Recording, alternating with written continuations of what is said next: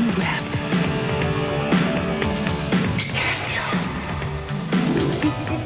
Data bank.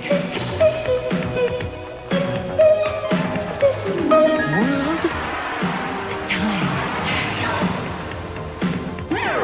Phone dialer. Casio, watches that do more than keep time. They keep you ahead of your time. Hello. Now, if you're my age, you will probably be quite well acquainted with this. It's a Casio scientific calculator. Now, these are commonplace in most secondary schools up and down the country, and used it in maths. They're required for maths exams. You're probably well aware of this Casio model that is the FX85 GT, which is the standard model with the little solar panel that you buy for about £9 when you start school. Now, what you may not be aware of is that you can buy a smaller version, not a scientific version, a smaller calculator from Casio, but in the form of a watch. Now, everyone's cat, dog and mother know that Casio make watches. They make many things. They make musical instruments. They make just myriads of things that are electronic.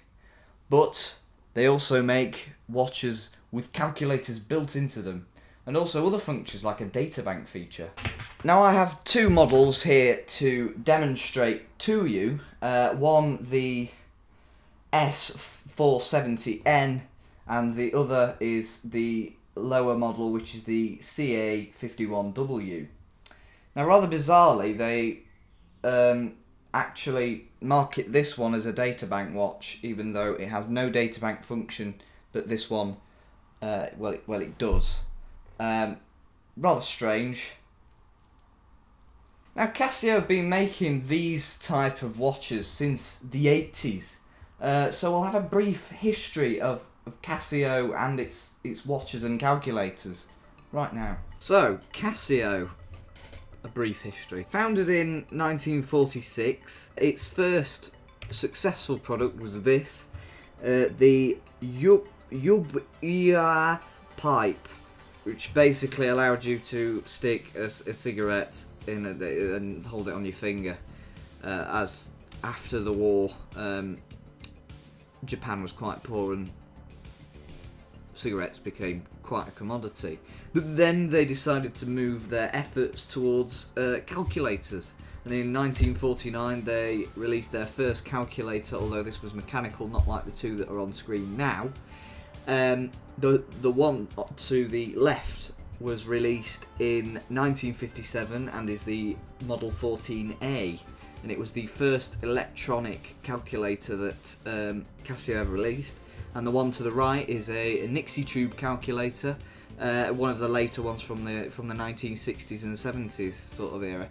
And then pretty much they stayed the same, making desk-style calculators for offices and other places until the 1980s, when they sort of became a byword for cheap consumer electronics, making watches much like mine.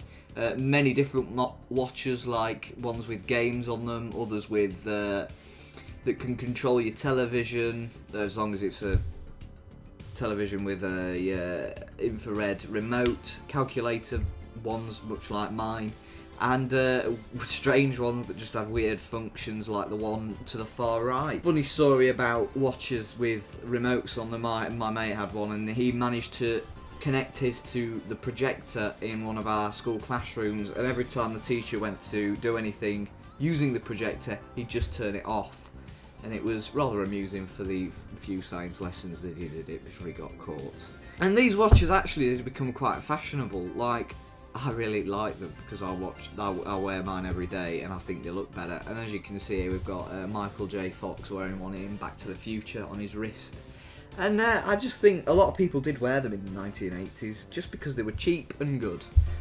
They're nice. I like them. They're functional. They've got a function rather than just telling time, which is actually something that they did start to sell, much like the advert that I displayed at the start of the video. They also in the 80s made keyboards and other musical instruments like these keyboards. They were never professional keyboards. They were always just cheap amateur keyboards with like some that had drum pads. The stereo keyboard comes with PCM drum sounds. The DP1 electronic drums add snare, bass, rim shot, hi-hat. Casio, be the drummer you were born to be. Which look really cool. And then others had ROM cartridges that you put in it to change the sounds. They're all really cool, and I really like them. And then they carried on making pretty much the same consumer electronics till today. Calculators, cameras. They also make cameras, though I don't believe they sell those on the Western market, because I've never heard of really anyone using a Casio camera. And also label printers. They're really good at making cheap consumer products. So that was quite brief, I know. But let's actually go into reviewing these two models that I have here to demonstrate to you. Now, we'll start with this, the lower end of the model. The lower end model. It's plastic built. It's got a lower amount of features, well, a smaller amount of features than the more higher end silver variant, which is the aforementioned S470N. Now, over to the other shot. Right, so now for a deeper look at this this cheaper watch. As you can see, if the camera will actually focus, there we are. It's got rubber bands on either end and a plastic body with a stainless steel back on it.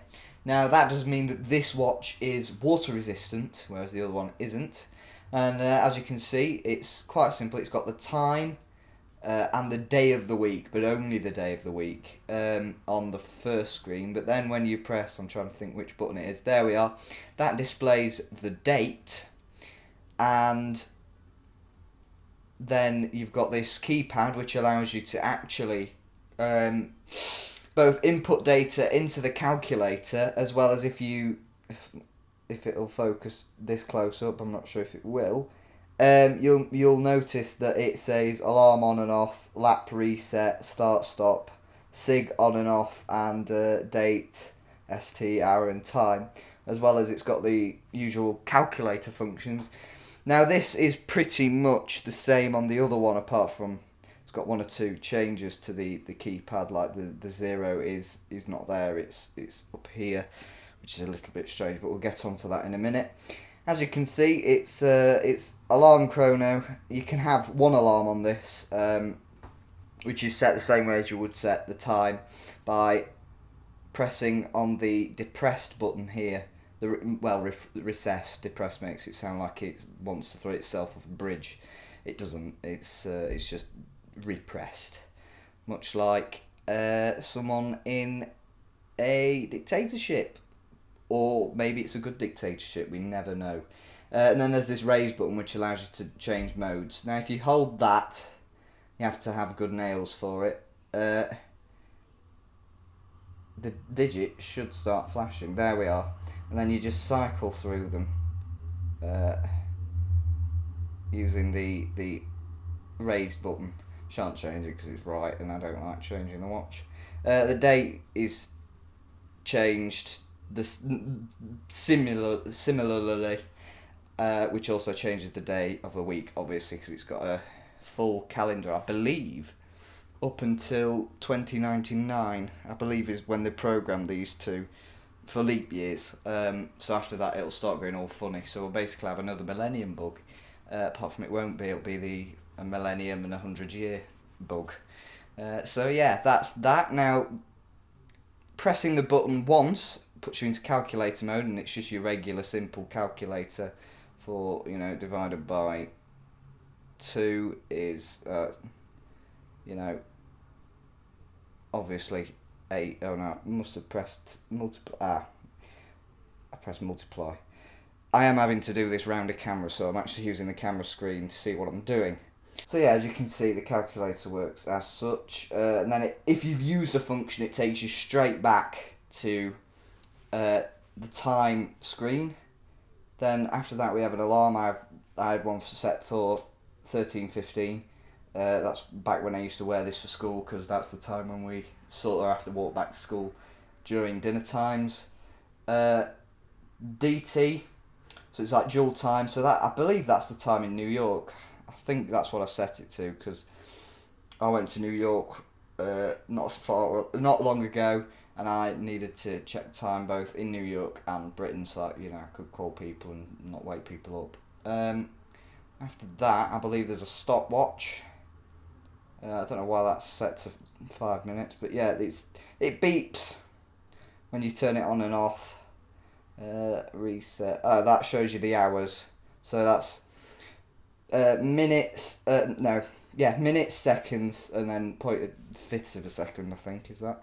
And then there's your hours. So you can. So it's good. That's a feature that I discovered after I'd stopped using it, which is quite ironic. And then there's just a lap and reset button, which is also 0. Then back to the beginning with this watch. I really like it. It's lasted 3 years without needing a new battery in it, because I've had this since about Christmas time in 2015, I believe. I believe that's when I got this watch.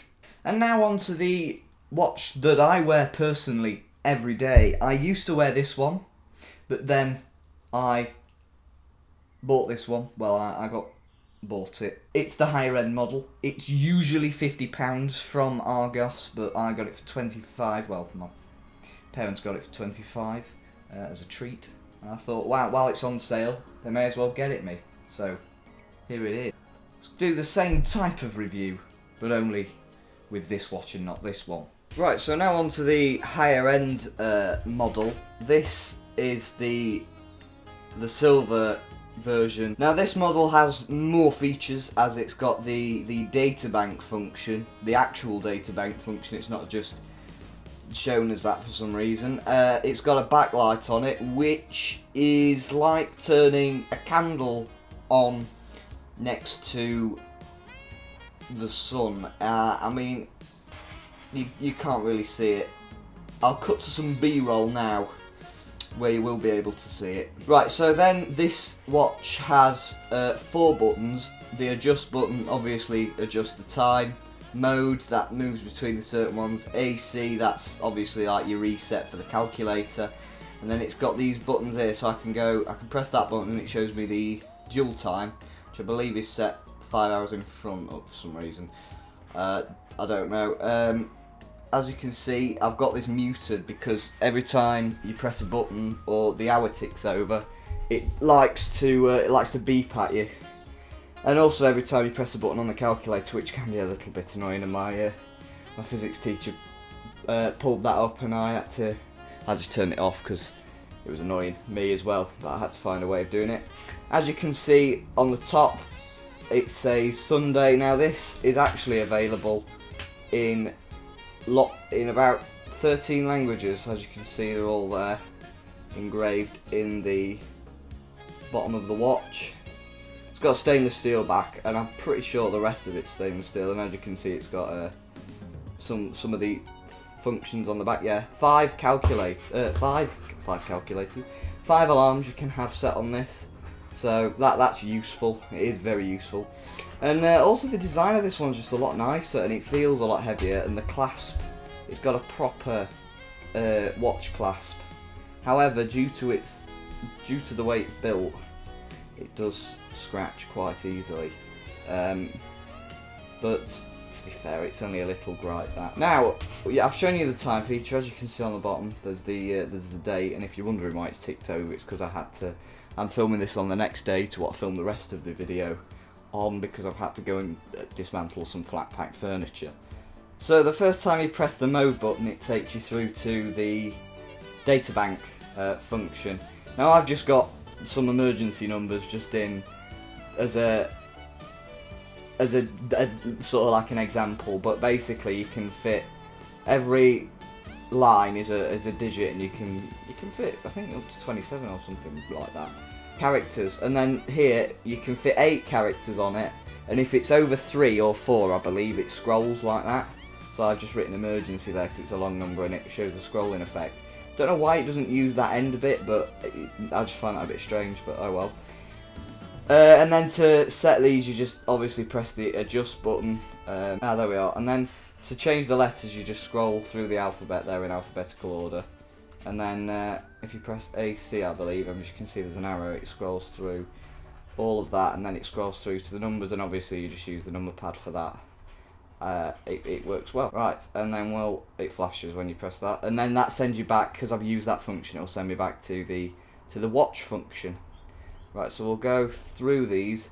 You can fit 25 numbers in that, so that's basically just for phone numbers, which means you can't actually have this watch in an exam, because you can store numbers in it.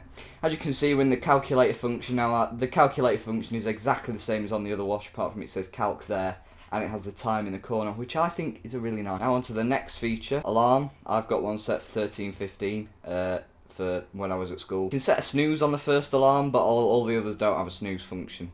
So yeah, and to cycle between them, you just press that.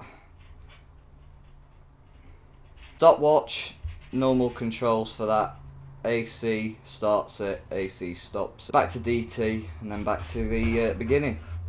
Now, what I like is you can press that button and it sends you to the one in front, but then you release it and then it sends you back to the time. And likewise with the rear one. I think overall it's a very nice watch, and it's the one that I wear. Casio do actually make quite a few other watches which are really good, but none of them have this calculator feature, which I really value because it's just easier than getting a full-size calculator out. Now you may be thinking, Sam, why on earth do you wear watches that have been in production since the 1980s when instead you could have an Apple Watch or some Samsung gear? And the answer to that is, one, price. They're thoroughly overpriced, and two, some of them don't have a calculator on them, and three, they don't look as cool, do they? And that is it from the Red Cassette. We hope you will join us next time for some more top quality content. For now, be sure to subscribe, and goodbye.